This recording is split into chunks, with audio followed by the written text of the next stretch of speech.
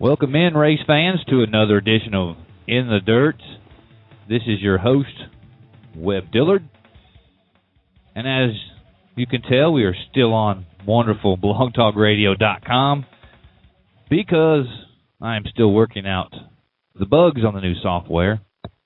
It is a very trying experience. I can make cool stuff happen with video on a computer, but as far as anything else, let's just say I'm not going to get a job at the Geek Squad with the Best Buy people anytime soon. Without further ado, let me bring in... What's up, Webb? Brian Gray. How are you, sir? Dude, I am beat down, let me tell you. It's been a rough day. Are y'all getting ready for the season, I reckon?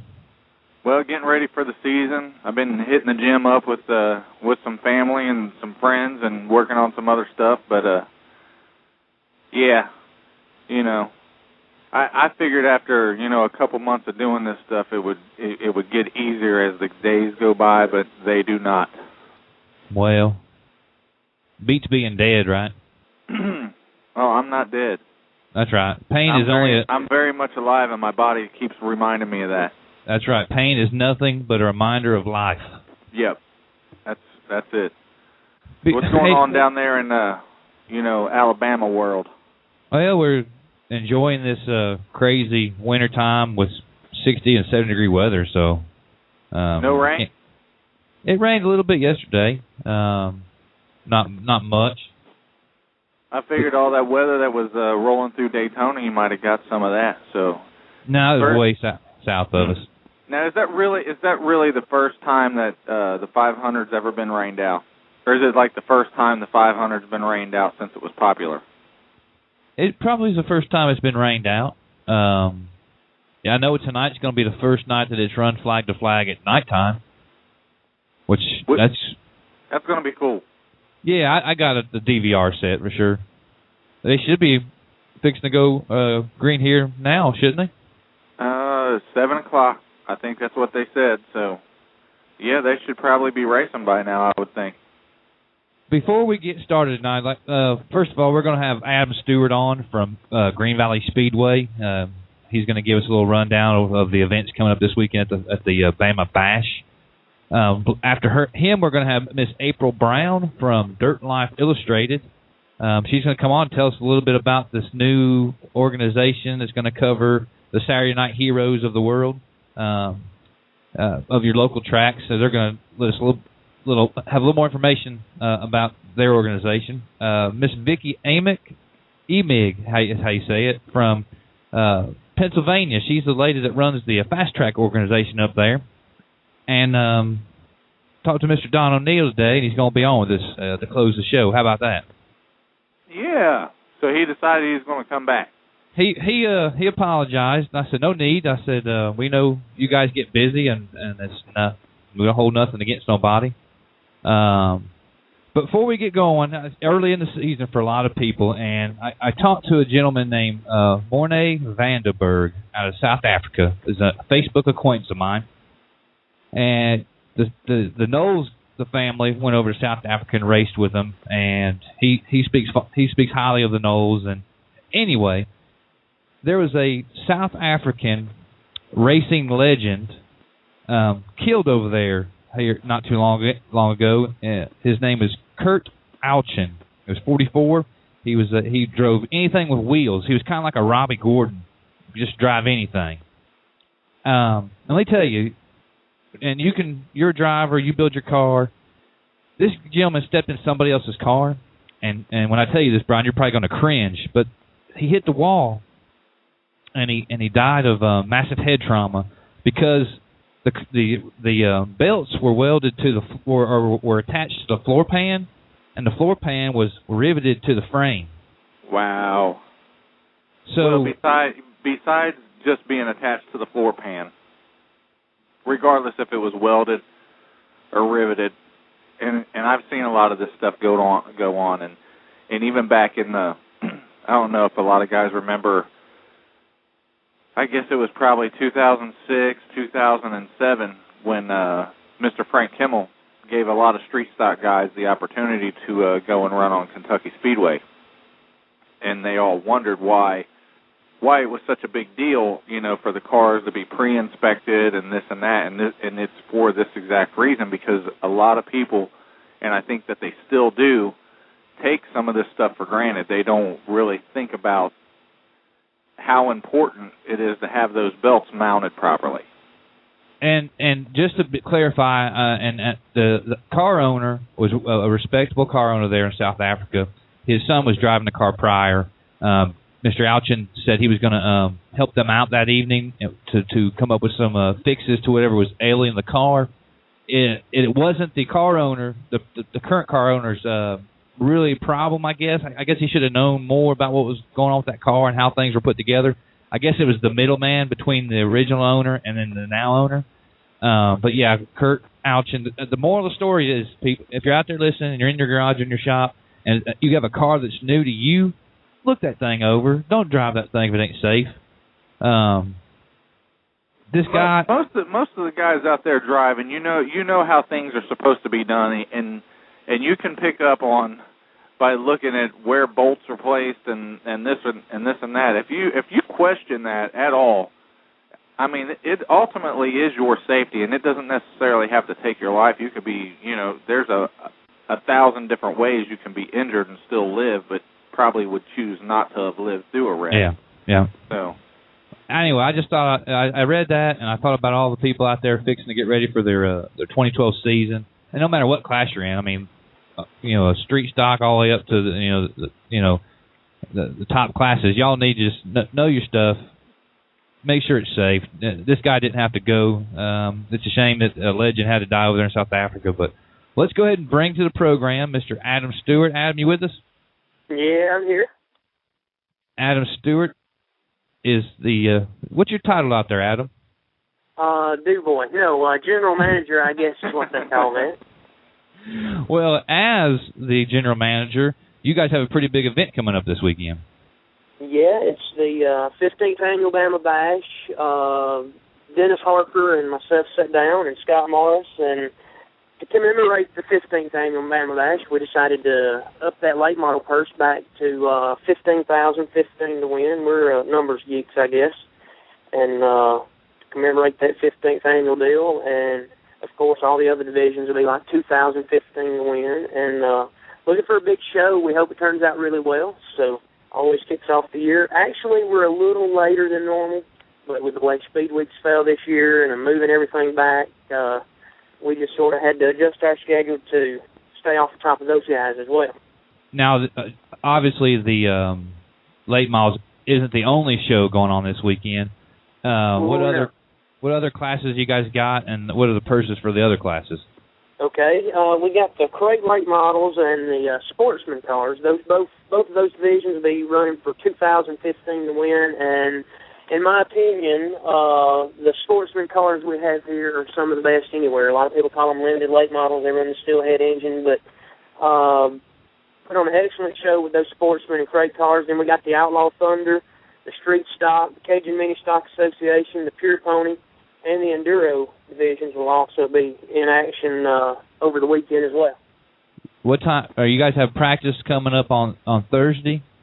Yeah, we've sort of done things a little different this year with the amount of classes we're running, and to give everybody ample time, and that way we don't start and run until 3 or 4 o'clock in the morning, because that makes us not very popular. We've split the program, so for those of you coming to sit in the grandstand, it's like seeing 2 shows for the price of 1. But on Thursday, gates open at noon, so everybody can come in that wants to park early and get here. Practice will be 6 to 10:30 on Thursday night. Then on Friday, this is the way it'll work. Gates open at 8 a.m., and we have a noon session that everything will kick off at noon. That driver's meeting is scheduled for 11:15. The drivers in the Outlaw Thunder, the Cajun Mini Stock, the Street Stock, and the Pure Pony divisions will be competing there at lunchtime.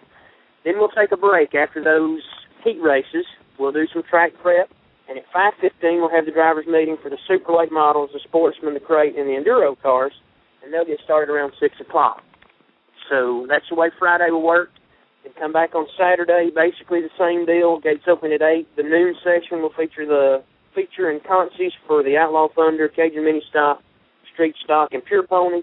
and then we'll take a break there in the afternoon, work on the racetrack again. 6 o'clock, we'll get the contests and features for the super sportsman, crates, and enduro cars running at night. So sort of mixing things up a little bit, but I hope it's a better situation for everybody involved. Now, Adam, you know, I've kind of been involved with Green Valley, over the last 3 or 4 years, but not so much here lately. But when I was there was always talk about moving the feature of the Bama Bash from Sunday to Saturday. What tilted it over towards the Saturday? Feature?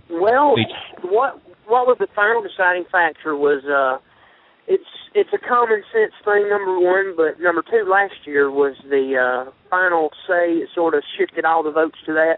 Our Saturday night crowd was very, very good. Sunday's crowd was good, but Saturday's was better. And, you know, why is it fair to the fan to come out and see heats and qualifying, not be able to see the feature because people have to go to work Monday morning, and I understand that. So that was the final deciding factor in go ahead and making the switch to running features on Saturday night. That gives us a Sunday built-in rain date if needed, and also gives Sunday, if we get everything done by Saturday, everybody's got a day to get home and get rested up for work on Monday. I'm supposed to ask you from one Mr. Kelly Carlton about a tent party on Friday. Well, that's something else that we like to mix things up. You know, we do things a little different here in the jungle, as they call it. We got the jungle bus. We try to be fan-friendly. That way the folks in the grandstands, you come in the grandstands, will pick you up, bring you to the pits, you ride that school bus, get autographs, all that good stuff.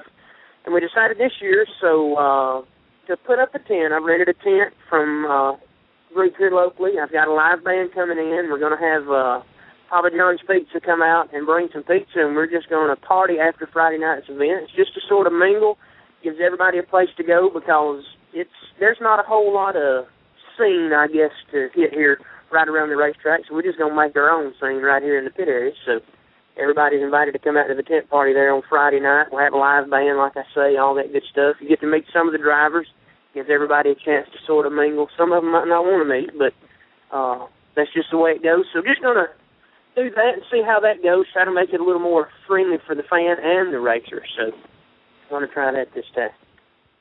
Earlier you mentioned the fact that you and Dennis Harker, the owner, and Scott Moore sat down. Is Scott Moore's back? Is he going to be prepping the track for the Bama Bash?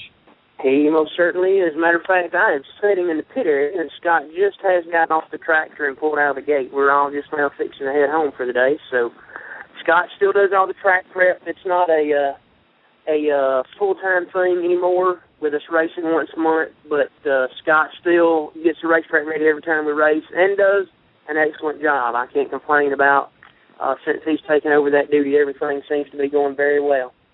I can assure you he's the reason it turned around. And I can remember about June 2009 when the light switch was turned on there. Yes, sir. There was you could throw a blanket over second through seventh place in a crate race. So Scott Morse is definitely the reason that this racing surface has turned around.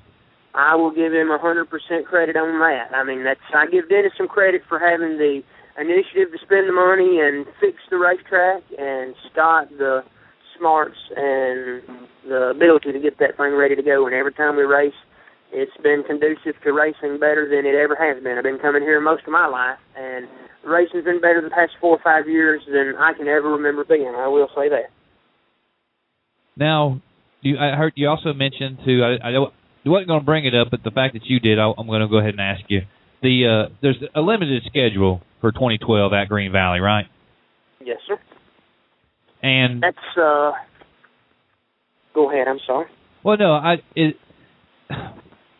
for whatever reason, we just it won't support an every week event, and maybe this will make the fan base a little healthier there at Green Valley. Is that what the mindset is? That's sort of where we're at. I mean, it's tough. I mean, everything where there's a problem, you always blame the economy or you blame this, and the economy is in the tank. We know that. It's tough for people to come out. The entertainment dollar is stretched so thin. If you go to the movie here in town, you know what time the movie starts, you know what time it's over, all that good stuff. That's the reason when you do have a race, you've got to invest all the time and get the proper people in place to make sure you give a quality show. And the only way to do that and have a good car count and fan count for us was to go to the once-a-month racing schedule. This year, with the, I know you're familiar, you're from here in Gadsden, but they do the downtown Gadsden has First Friday, and we participate in that. So what we've done this year to sort of make everything flow through the year is First Friday we'll be there campaigning for our races. We're going to try to race the first Saturday of every month. The only exception to that was Talladega Superspeedway has moved their races back to the first weekend in May and October, so we'll have to move back to the second Saturday of May and October. So if you're looking for something to do the first weekend of every month, that way people have a routine as to when we're going to be here racing. That's right. Is there anything new for 2012 out there at Green Valley Speedway? Well, the Crate Nationals is back. After we done a revamp last year, well, we revamped again. That I think this is a better deal, the April 5th through 7th. We're going to pay $10,000 to win crate, late models, and we're also adding a $5,000 to win sportsman race. So that's a little incentive because, as I said earlier, the sportsman drivers have really, really supported us very well, and we've seen that fitting to give them some money to run for because they're here every race, and a lot of times they're the undercard, but $5,000 to win sportsman is a pretty good race. And then the Easter egg hunt for the kids as well, so we'll have about 500 to 1,000 Easter eggs there as well. So just odd and end things, going to try to make it fan-friendly. But, and of course, July 7th, the fireworks there. We always do fireworks July 7th. And try to do the big fireworks show, biggest one in town, and then we end the year out October 12th and 13th with the David Hare Memorial Race. Well, all right. Well, before we let you go, Adam, I want you to give the website out, any more information concerning the Bama Bash coming up, and thank some of the sponsors there to the track.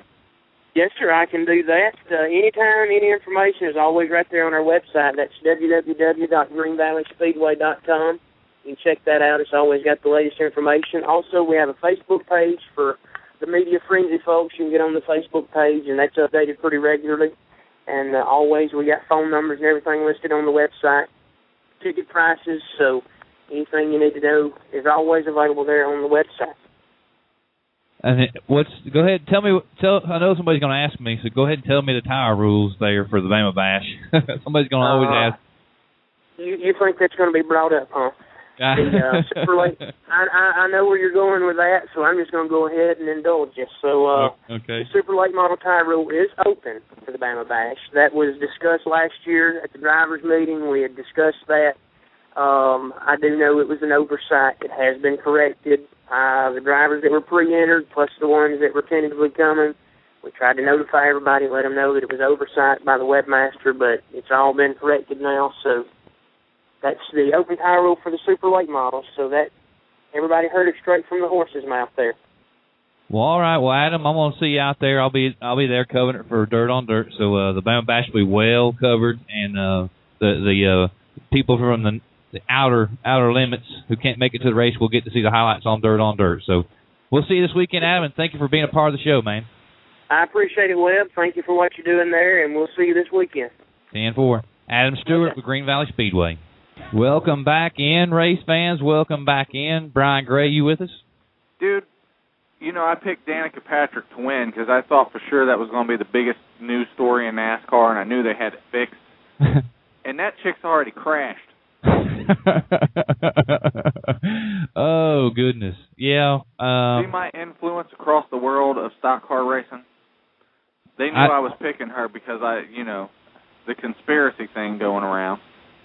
Well, the NASCAR experiments a lot with different drivers. Pastrana, Ricky Carmichael, now Danica. I wouldn't be surprised if next year they put a monkey in NASCAR. A chimpanzee. A chimpanzee. I'm not even going to comment on the monkey in NASCAR. I need you to go out. Miss April Brown, are you with us? Yes, sir. Sure am. How are you doing this evening? I'm good. How are you? We're sitting here making fun of Danica Patrick. I was listening to that. Hey, I picked her. I told everybody. I said Danica's going to win the Daytona 500. I wasn't quite that bold, but I was rooting for her. I thought for sure it was fixed. No, Come on now. I don't dislike her. Any race car driver, for that matter. But the way that NASCAR just force feeds us. I mean, this whole week has been just disgusting to have to listen to. Like Roby Helm, the announcer for the Neesmith Series, said, "Hey, before we get to the race this weekend, let's hear what Danica had for breakfast." That's how it's been all week long. So yeah. All right. So back to the dirt track world that we love. Miss April Brown, you are with a new news organization, a magazine of sorts called Dirt Life Illustrated. Yes. Yep. Tell us a little bit about your organization. Well, thank you. Dirt Life Illustrated is going to be a monthly magazine, and it's basically just going to kind of focus on the lifestyle of dirt track racing. Kind of so often you really just see, the top names over and over and over everywhere, and really that's kind of who the media kind of focuses on, and we just kind of saw what was important, to kind of focus on everybody else too, the flagmen and the crews and just everybody else that makes the races possible, the teams and everything. It's a way of life. It's not just about a driver. So, we're trying to showcase that and show that it's not just about, the top, 5 or 10 people in the industry. It's, it's about all the untold stories. Because there's I don't know how many hundreds of racetracks across the country, but you really only hear about a handful. Exactly.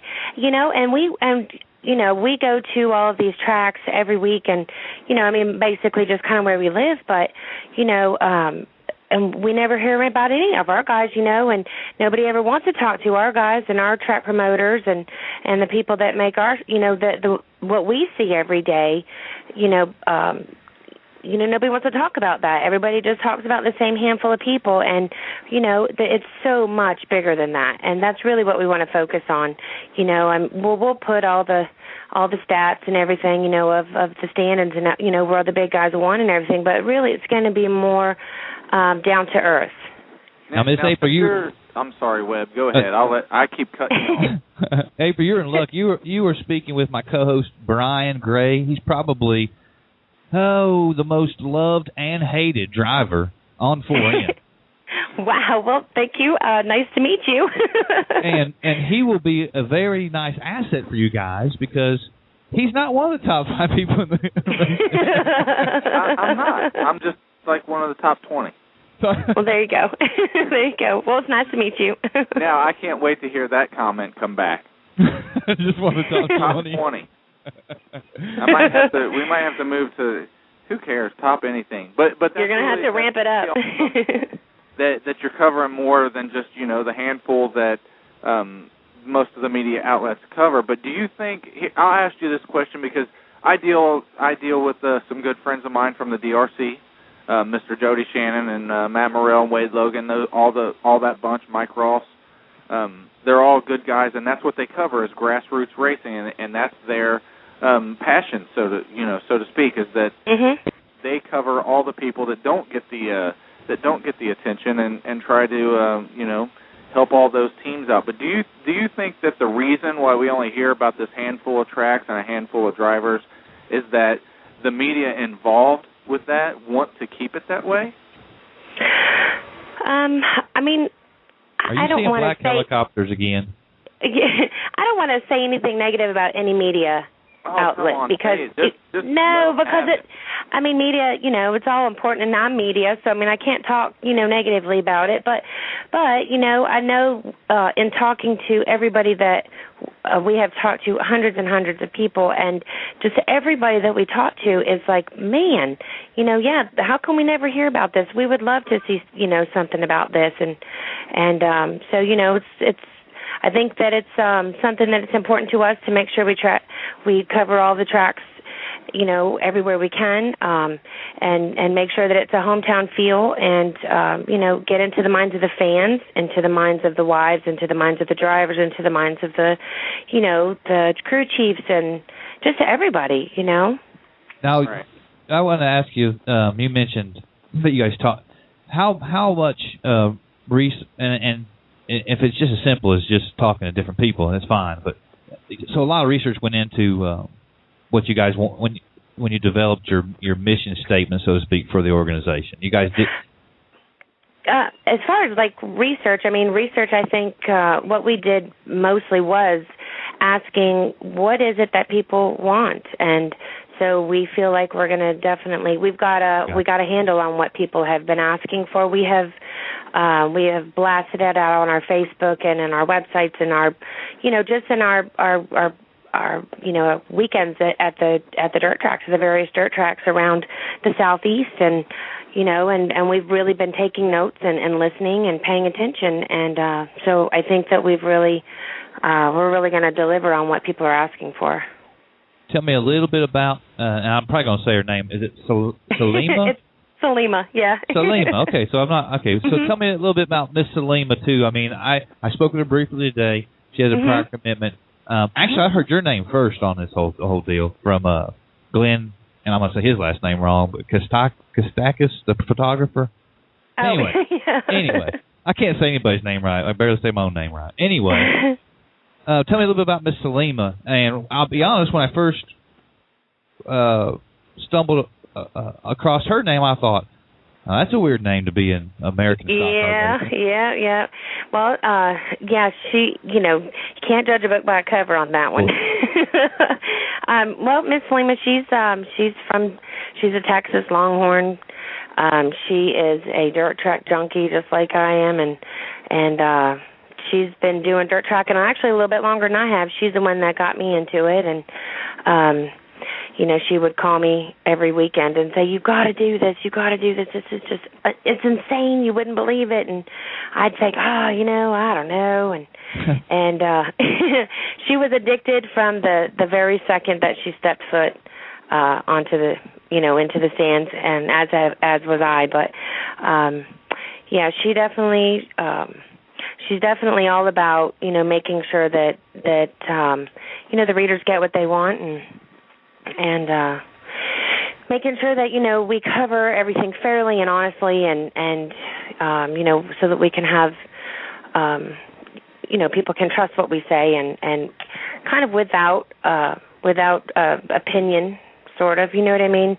So that we're not kind of skewed in, what we're saying, just more facts and everything. But, this was definitely her vision and her passion, and as soon as we started talking about it, we just bounced ideas off each other, and we're just real passionate about it. So are you two the sole writing team, or is there contributors? Oh gosh, I got to interrupt you. Okay. Now, did you notice when she started talking about dirt racing how her voice and tone just totally changed? Oh. It went from media PR person to junkie. to I don't know. It was. I'm going to be out of line and just say it almost sounded like a ornery phone call. No, she wasn't being ornery. You're ornery. You're the one. You're the ornery one. That's what I was thinking. No, I didn't get that at all. And then I really loved the part where she started talking about, bouncing stuff off of each other, her and the other girl. Oh, my goodness. Well, that's a whole other kind of program right there, Brian Gray. I think I'm on the wrong radio show. Yeah, well, we're back to, this is dirt racing. Remember, this is a family-oriented sport here, sir. Brian Gray, you just got introduced to why he's partly hated on 4M. Oh, that's funny. I apologize. I take that back, but Webb, you told me, speak my mind. That's my mind. Hey, it's dirty. I go to dirt tracks. It's dirty. I got an interesting text just now, Brian. I'll share with you in the next commercial break. Oh, now, my goodness. The question was, it's not bad, believe me. The question was, are you in... off topic now. Thanks, Brian Gray. Maybe we'll get more listens now. Right on. The question was, are you and Salima the two main riders, or do you guys have a pool you draw from, or is it a contributor base? I mean, how do you guys get your stories and race reports?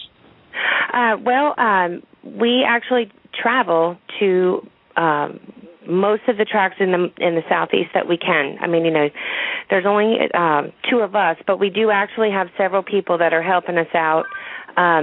Mitch Walker, we've got a few photographers, but Mitch Walker does some of our photography, and he's going to be doing a lot of our writing. We've got another person going to do our technical, Sonia Craig. She's going to do our technical stuff, and so Salima and I do all the fun interviews and all the fun stuff, and then we definitely have some people that are absolutely volunteering their time and energy towards this, just because they really, really believe in what we're doing. So, So it's definitely a compilation of people, but and we can't say thank you enough to all of the people who are volunteering their time for us. Well, I certainly appreciate anybody that's going to shed light on the sport that we all love. Part of the reason why I personally do the radio show is because I get to make a living somewhat from the sport. And this is my way of kind of giving back. So I appreciate what you guys do. You guys will be at I'm going to guess here out loud, Bama Bash? Absolutely. Yeah, we wouldn't miss it. I'll be at the Bama Bash too, so I'd like to come meet you ladies, talk to you for a second and see what's going on. Real quick, give out your website, anything upcoming in your magazine, and maybe any of the sponsors you have. Okay. Well, our website's www.gettinsideways.com. And there's no G, it's gettinsideways.com. We've got a Facebook page, and we've got sponsors that we've got Ohms Racing, Jody Russell Trucking, Jason Neely Race to Cure Parkinson's. And upcoming, we've got Bama Bash. We have over at Tacoma Speedway. We've got a big race coming up there. We're going to cover pretty much just, anything in the southeast we can physically be, we will be, and then, of course, we'll be covering. We've got other people throughout the United States kind of just helping us out and covering some of the other races that we physically can't be there. So. Well, Miss April, I certainly appreciate you guys coming on the show this evening. Well, absolutely. We thank you so much for your time. I look forward to meeting with you ladies, and who knows, maybe I can write something one day for you. And maybe Brian and I can both write something for you. We'd be honored. Thank you so much. All right. Miss April Brown from Dirt Life Illustrated. At gettinsideways.com with no That's G. Right. That's right. With no G. All right. Well, thank you, Miss April. All right. Thank you. Welcome back into the program, race fans. Danica Patrick has already caused a caution. Brian Gray actually brought the caution out last segment with our program. Brian Gray, you with us? Check. Yeah, you here? Yeah, I was just telling everybody that Danica had brought the caution out at the NASCAR race, and you brought the caution out last segment. I think I lost him again. No, you didn't lose me, dude. Oh, there you are. Well, all right. No. That's what I was saying. My microphone just crapped the bed. Did it? Yeah, I don't know. Everything turned off on me. Well, I'd like to welcome to the program now Miss Vicki Emig. Is that you? Yes, it's me. Miss Vicki, how are you this evening? Wonderful. Couldn't be better when you have 54-degree weather in western Pennsylvania on almost the end of February. We've been spoiled here in northeast Alabama. Usually we have 40s and 50s for a winter time, but I'll be honest, we've been about 20 degrees above normal here. I hear you. It's just been an awesome winter up here in the north. Now, Miss Vicki, with the weather being as nice as it is, how come you didn't schedule any races? Well, we've got our earliest touring race scheduled that I've ever had up here in the Northeast, which will be March 31st at Roy Knob. So that's a pretty early date up here in our area. Well, let's formally introduce you to our listeners. Miss Vicki is the boss lady of Fast Track Northeast. You take it from there, Miss Vicki. Well, I don't know if I'm the boss lady. I do work hand in hand, obviously, with my co-director, Mike Leone, who I couldn't do what I do without him, and Brad Hibbard, my tech inspector. But I truly have surrounded myself by awesome people that have helped me take this Fast Track Northeast from just 4 weekly tracks and 60 racers to now 17 weekly tracks and over 300 different racers that we know competed with us last year. Your brand of Fast Track is, I don't know, a little bit different. You guys have the Young Guns, or what's your younger series called? Well, I mean, we started to build a lot of awesome programs around our Fast Track Northeast touring series. This year we do have 25 events in place, and then we started to create different things, like we give a Sweeney Motors gives a motor away, but we did create what I called the Futures Cup around our Northeast program last year, which was geared to the large group of young racers that are participating in our region. I did have 18 kids that were 19 years and younger that were members of Fast Track that raced with us. And so we created a point fund called the Futures Cup, and a little series within our series where we did award a $3,000 point fund recently at our banquet, and crowned a champion and paid down 10 positions to these kids. And our champion was actually Ryan Montgomery, who was 14 years old. He actually did win one of our Northeast touring events, beating Max Blair, Josh Holtzgraver, Doug Horton, some of the best of the best. And that 14-year-old put it to him that night. So we got an awesome amount of young talent amongst our drivers up here. Now, you and I have talked several times offline, but online, I want you to tell everybody, you've been around the sport of racing for a number of years. Can you kind of give us an idea of your background and how it started? Well, I always like to tease and say my father taught me two things: how to haul garbage, as our family was in the refuge business over 30 years, and how to love racing. And my dad was a car owner for many, many years in western Pennsylvania and eastern Ohio. I actually lost him when I was 27 years old, and between himself and I, we owned race cars in this area for 40 years exactly. And then I bought and promoted Mercer Raceway Park in western PA. I did promote and own that for 12 years. I did sell that 2 years ago, and now I have been, of course, working with the Fast Track Northeast Series going on 6 years. So I've kind of seen racing from all perspectives, from a car owner side to a promoter side, and now from being a director of a series. So I've ate, slept, and drank it my whole life. So tell me, a lot of people in our sport kind of turn their nose down to what they call crates. I mean, it is what it is. But between I'm affiliated with Neesmith. You're affiliated with Fast Track. Where would the overall health of the sport be in your area without something like Fast Track? Well, honestly, when I heard about the Fast Track concept, being a car owner and, again, a promoter for years up in this area, in my heart, I knew the time was right. I mean, I was watching, unfortunately, car counts go down in all of our headlining divisions, whether it be 410 sprint cars, big block modified, super lates. And I had heard about crate motor programs years before at promoters' workshops, etc., that if I'd have tried to bring a concept like this back home, 10 years ago, people would have laughed at me. But I just knew, from seeing it from all perspectives, all sides, that the timing was right. And I think we've proven that now. When Sharon Speedway, which was obviously a very successful 410 sprint car track with the Blaneys, of course, Dave and Dale, World of Outlaw champions, All-Star Circuit of Sprint Car champions, owning that facility and running sprint cars, made the choice last year to just run their 410s on special occasions, which they do quite well with that now. And they brought the Fast Track late models to that facility to try to keep it, going, etc. They ended up with the highest average car count in the nation last year for Fast Track late models, which I think was 35 or 36 average. So that in itself was a pretty big statement in our area when a facility like that, with the people with the background and love of sprint cars, of which they still do, but again, trying to, they've probably got one of the nicest dirt track facilities in the country, made a decision to bring a crate late model program in, and in turn had the success that they did.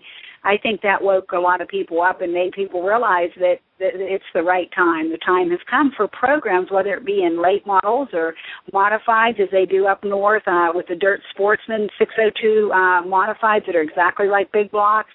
But, everything changes, and I honestly don't know where racing would be right now without programs such as this, because we're seeing guys dump in from all directions into our fast-track late model class up here, whether it be super lates, E-mods, dwarf cars, stock cars. I mean, they say it's a feeder division. I say we're a feeder division for these other classes so these people can keep racing, and I see it every day. Yeah, and hopefully this is it's the same across the board, that it just injects the sport with racers instead of like dividing it between the big motor guys and then the big wing guys. My co-host Brian Gray will tell you don't like the big wing, but I don't like the big wing at all. But to take this back a little bit, Mr. Billy Streely, he's been on our show before. Last night I was listening to their radio show, and they were having the same discussion that we are now about the crate engines with CRA. See, on the asphalt side of things, if you're not in the main event type of thing, I guess the CRA is probably like the premier class of late model, which is their crate cars. But their main discussion was about some of these guys going to an engine builder, taking the crate engine, providing their seals, and doing what they need to do to get their extra horsepower out of the motors. So, what is Fast Track doing to police that? It's my understanding that if a certified Fast Track rebuilder is caught blueprinting a motor, that they are thrown out. That is something I believe Stan Lester is totally against. And they have ways of tracking it through the serial numbers on the block and the seal numbers that are issued through the Fast Track office to know if it is a brand new motor that is, all of a sudden having an issue, So that's I know that Stan is 100% against blueprinting. Well, Miss Vicki, I certainly appreciate you coming on the show this evening. Give everybody the website in which they can check you out. Racing's Racing, and you guys have some of the best of it up there in the Northeast. So give us your website and thank some of your sponsors. Well, basically, it's just simply fasttracknortheast.com, and we are very grateful to Sweeney Chevrolet, who has now come on for the second year as our title sponsor of our touring event, along with Utzinger Towing, Pizza Logs, and this year we are picking up a lot of contingency sponsors along the way. Bea Headers, Genesis Shock, Hyperco, H&H Racing Equipment, Risco Aluminum, and we're really starting to focus in on that part of the series. So we continue to grow up here. Well, Miss Vicki, I certainly hope we can continue our friendship from across all these states. And when you guys start racing, let me know. We'll bring on some of the winners and talk to some of your, especially some of your Future Cup guys. I'd love that. I mean, obviously, we're very, very proud of them kids, and hope that we're all sitting in the grandstands as older folks someday, watching them guys, continue to race and put shows on for all of our race fans throughout the region. Well, I'd like to thank you, Miss Vicki, for coming on with us this evening. We'll be in touch over the course of the whole season. Okay, thanks. Bye, ma'am. Bye. That lady there, she is one of the ones that just keeps it going no matter what. It sounds like it. Yeah, she's a tough cookie. Well, all right. I'm going to bring on a gentleman. Do you see who we got on hold, Brian? Dude, we got the boards lighting up with all kinds of people calling. All right. Let's go ahead and welcome to the program. Mr. Don O'Neill, is that you? Yes, sir. Mr. O'Neill, how are you, sir? Good. How about yourself?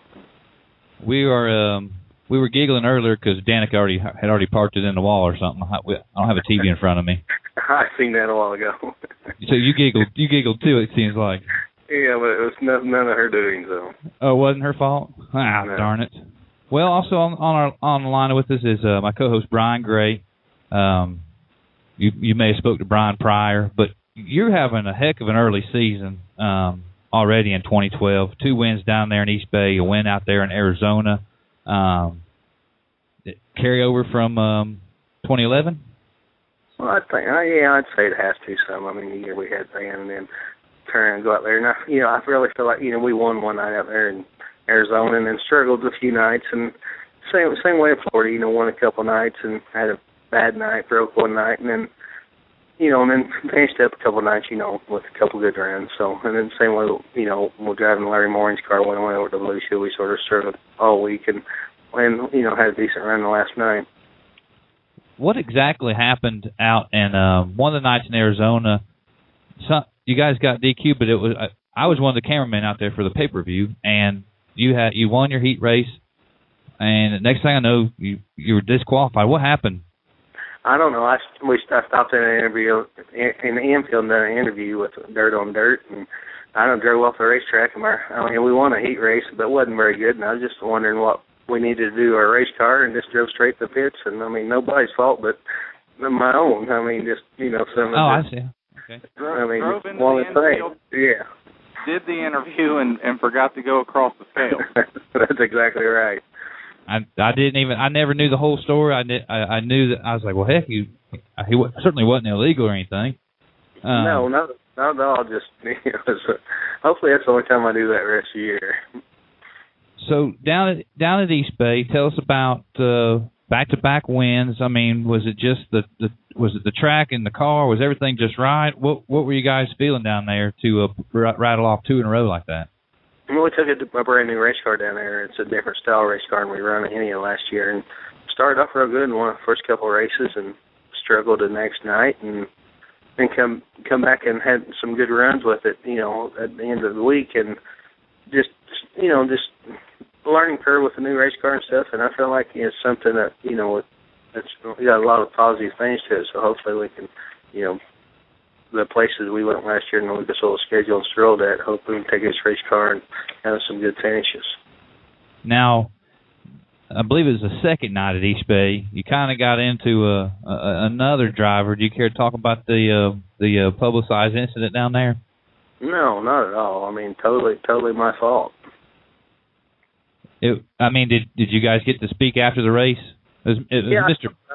Yeah, we spoke with him. I spoke with him and stuff, and it's just one of the things, where, we raced a long time together, and just one of the things that, I drove in there wide open. I really thought they'd clear him if I drove in there wide open, and I raced with that guy long enough. I should have known he was going to drive in there wide open too, and just didn't clear him.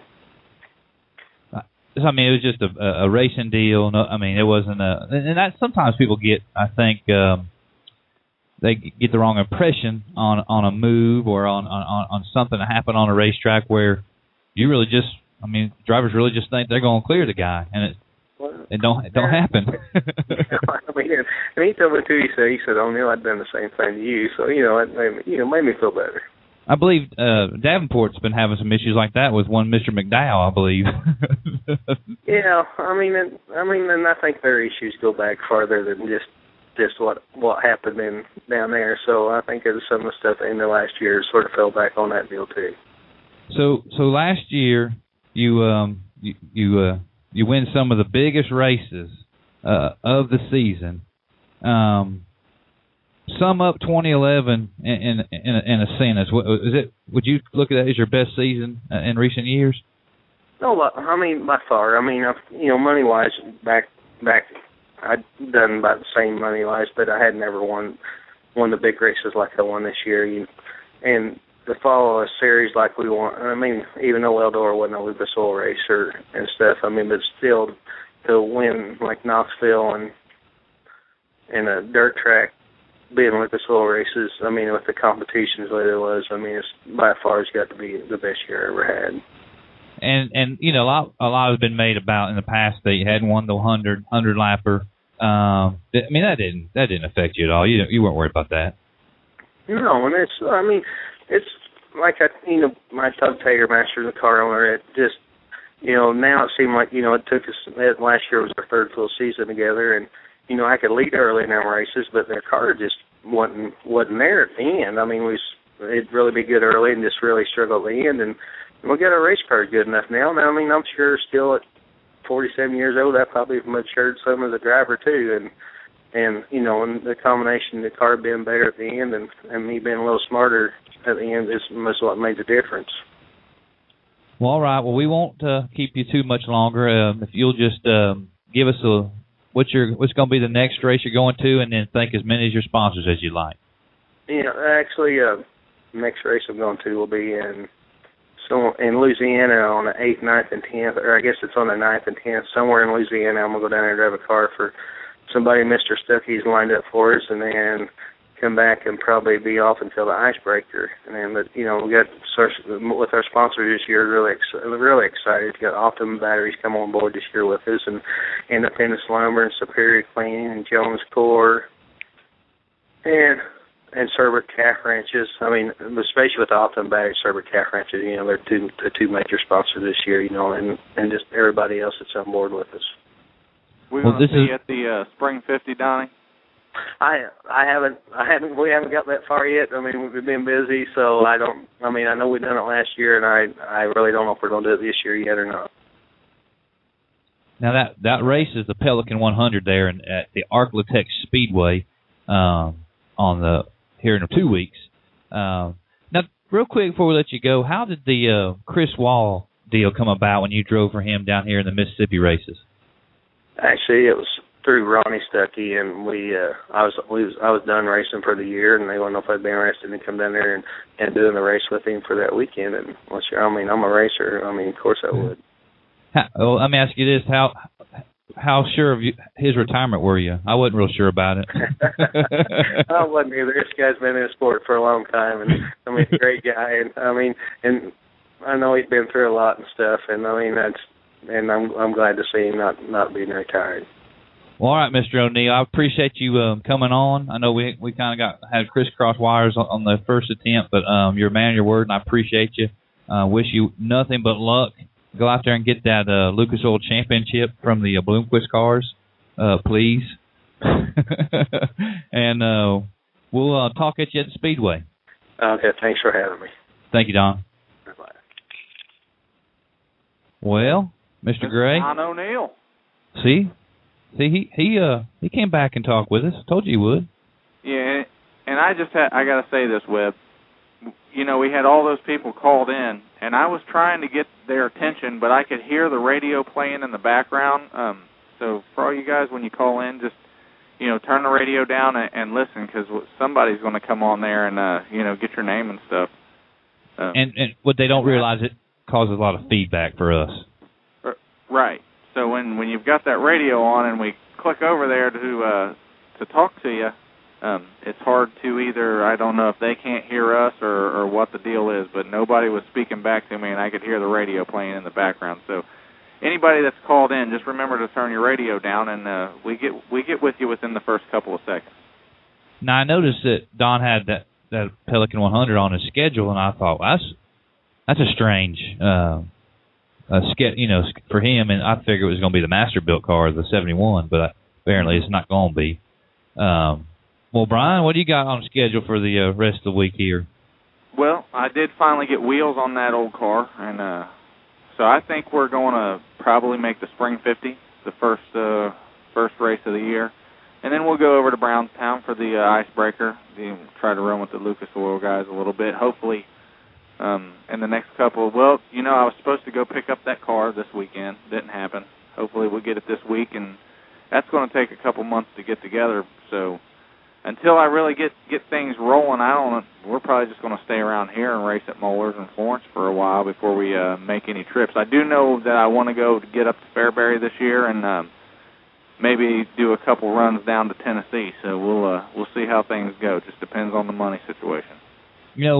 Our other co-host Kyle May didn't call in for whatever reason. He did tell me he was going to be busy today, but he actually put the OMG 56 crate car into a super late model race. He finished 16th. There was 36 cars, he said, or 37 cars, and he qualified for a 24-car field at Winchester, Tennessee. Steel block crate engine. That's right. Right. See? So now, listen, all you guys who think you can't do it. Kyle May done it with a crate car. And in honor of Kyle May doing that, 16. I mean, that's pretty good for. And he's never been to the racetrack either, so that's also kudos for Mr. Kyle May. From what I heard is that there's a pretty good field of cars down there, so him just making the race was probably a big deal. So well, I know that. Congratulations to Mr. Kyle May. Kyle May I put it on his page, Cal May. Rock and roll, Cal May. What'd you say? What was it? Cal May. Like Cal May. Back years ago, Kyle Petty. We used to call him Cal Patty. Cal Patty. Cal May. Cal May. Cal May. Yeah. All right, dude. I'm just making fun of you. You're an Indiana guy, and you sound like you're from North Carolina. I know, brother. My wife is countrier than a buttermilk biscuit, and she got me talking all kinds of crazy when I. Matter of fact, when we first got together, boyfriend and girlfriend, she handed me a English to Alabamian handbook on the translations of everything. Alabamian? Yeah. And one time she told me, you oughtn't not to do that.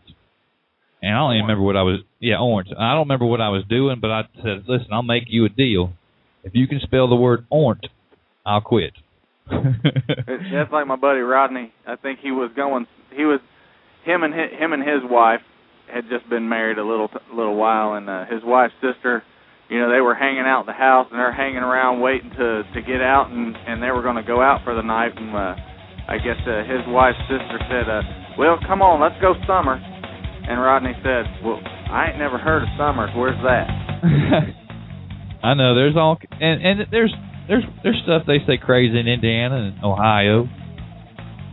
I've been to a couple tracks in southern Ohio. I recognize some people there. Well, all right, we're going to put an end to this program. I want to thank everybody for coming on. Reminder that the Bama Bash is this weekend. Adam Stewart was one of our guests. I want to thank him for coming on. Also like to thank Miss April Brown from Dirt Life Illustrated. GettingSideways.com is their website. I'd like to thank Miss Vicki Emig from the Fast Track Northeast series. She does a lot of stuff there with young drivers. Thank her for coming on. I'd like to thank the real deal, Don O'Neill, for coming on In the Dirt with us, talking to us about his early wins this season and what he has in store for the rest of the Lucas Oil series. Yeah, I checked out Miss April Brown's Facebook page. It says Dirt Track Divas. So, see, I wasn't that far off, Webb. I'm going to leave that alone. Mr. Gray, thank you, sir, for coming on each and every week and being Mr. Gray. I appreciate it.